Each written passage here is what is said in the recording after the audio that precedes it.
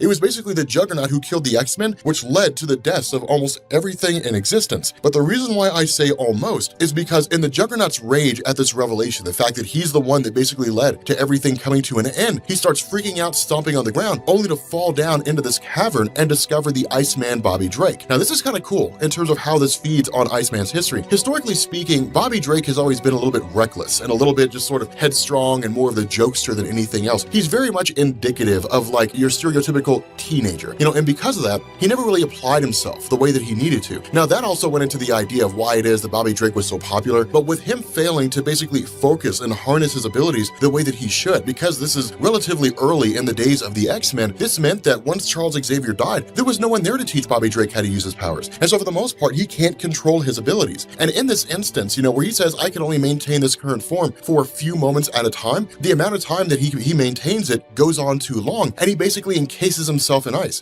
and he can't get out. He can't shut his powers down. But because of the fact that Bobby Drake had basically made reference to the fact that there are people here, Juggernaut, in his desire to see more of humanity and his desire to experience a connection, smashes through Bobby Drake and then smashes through the door.